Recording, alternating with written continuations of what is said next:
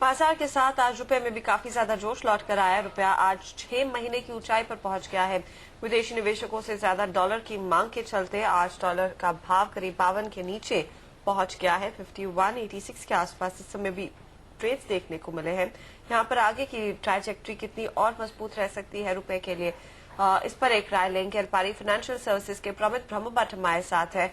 प्रमित, हमने देखा है 52 के को पार करने में कामयाब रहा है, काफी ज्यादा स्ट्रेंथ आई है, जिस तरह के फ्लोज भी आए हैं FIIs की ओर से, लेकिन यहाँ से आगे आपको क्या लग रहा है? सस्टेनेबल रन है ये रुपये का और अप्रिशिएट कर सकता है? जैसे हमने देखा है कि वीक में रुपया काफी मजबूत हुआ है। 53 और 52 का लेवल ऑलरेडी ब्रेक कर चुका है।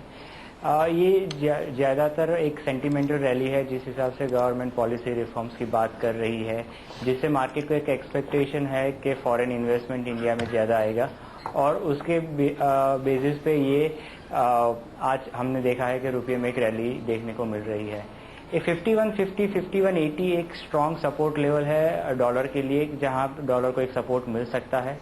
और हमें एक चीज और भी देखनी है कि किस हिसाब से फॉरेन फंड आना शुरू होता है, क्योंकि आज जो हमने देखा है वो एक्चुअल फंड फ्लो नहीं है, वो एक एक्सपेक्टेड फंड फ्लो के बेसिस पे सेंटिमेंटल रैली हुई है। लेकिन अगर आप ये देखें प्रमित, जिस तरह से जब गिरावट आ रही थी तो आरबीआई ने लगातार मदद करने की कोशिश की डॉलर बेचकर। क्या अब आरबीआई को ऐसा नहीं लगता कि इतनी तेजी से अगर सब कुछ रिवर्स हुआ है तो जाहिर है कि ये भी कोई बहुत अच्छी खबर नहीं है एक्सपोर्टर्स के लिए, खास तौर पे तो एक इंटरवेंशन होना चाहिए? क्या अंदाजा है एक्सपर्ट्स का? आई थिंक जो आरबीआई का स्टैंड है इंटरवेंशन का, वो एक्सट्रीम कंडीशन में और जहां पे स्पेकुलेटिव एक्टिविटी होती है तब आरबीआई एक इंटरवेंशन करती है। जैसे हमने देखा कि 55-56 के लेवल पे आरबीआई ने इंटरवेंशन किया था, क्योंकि वो नॉर्मल लेवल्स नहीं थे जहां पे एक स्पेकुलेटिव एक्टिविटी मार्केट में देखने को मिल रही थी।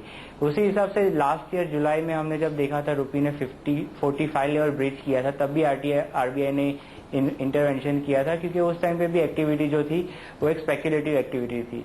अभी जो एक्टिविटी हो रही है उसमें कोई स्पेकुलेटिव मूवमेंट नहीं देखने को मिल रही है। ऐसा होता है कि शायद रुपया 48 के लेवल पे सडनली चला जाता है 1 या 2 हफ्ते के अंदर, तब हम जाकर देख सकते हैं कि कुछ आरबीआई का इंटरवेंशन होता है, पर जो एक अनलाइकली इवेंट लग रहा है आज के दिन में। प्रमित, इनफैक्ट पिछले हफ्ते ही हम बात कर रहे थे सिटी ग्रुप की यहाँ पर स्ट्रेटेजिस्ट से, और उन्होंने कहा है कि ऐसे अंदेशे वो पड़ रहे हैं कि 48 तक के लेवल्स भी दिखाई देंगे।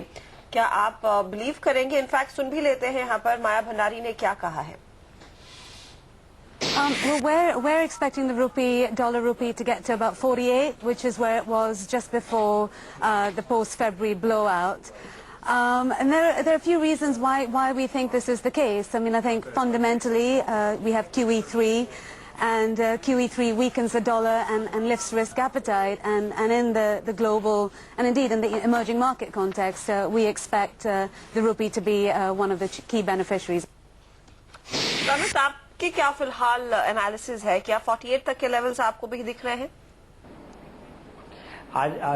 आज की डेट में जो ग्लोबल मार्केट कंडीशन है वो काफी अनसर्टेन है, और उसको देखकर लॉन्ग टर्म व्यू करना एक काफी डिफिकल्ट चीज है।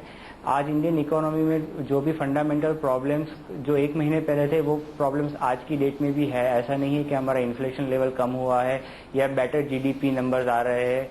ये सब देखते हुए हम ये नहीं कह सकते कि 48 का लेवल्स हमें जल्दी ही देखने को मिलेगा, क्योंकि जो मैक्रो इकोनॉमिक्स प्रॉब्लम इंडिया के है वो अभी भी वहीं पे है। ये जो हमें रैली देखने को मिल रही है वो expected foreign flows on the basis of नए जो पॉलिसी रिफॉर्म है उसके बेसिस पे देखने को मिल रही है। जब तक कि इन्फ्लेशन नंबर कंट्रोल में नहीं आते हैं, जीडीपी नंबर्स बेटर नहीं आते हैं, और जब तक हमें ज्यादा ग्रोथ नहीं देखने को मिल रही, तो फंडामेंटल इकोनॉमी इंडिया की चेंज नहीं होती है। तो जब चेंज नहीं होती है तो ये सेंटिमेंटल इफेक्ट्स कुछ टाइम तक ही रहते हैं, 1 हफ्ता या 2 हफ्ता। उसके बाद मार्केट अपने आप को करेक्ट करके जो एक्चुअल कंडीशन होते हैं उसके अकॉर्डिंगली अडॉप्ट कर लेता है। जैसे आपने सुनाया ऑडियो, उसमें बताया कि QE3 का इफेक्ट डॉलर को वीकर करेगा, बट ग्लोबल मार्केट में आप देखते हो तो इतना इफेक्ट QE3 का नहीं आया है। जैसे अगेंस्ट यूरो या अगेंस्ट जापानीज यान देखो तो इतना बड़ा मूवमेंट नहीं आया जितना हमने रुपीस के अगेंस्ट देखा है। तो जब तक ग्लोबल मार्केट उसको करेक्ट नहीं करते, डॉलर को वीक नहीं करते, तो उसका इफेक्ट इंडिया में भी नहीं देख सकता है।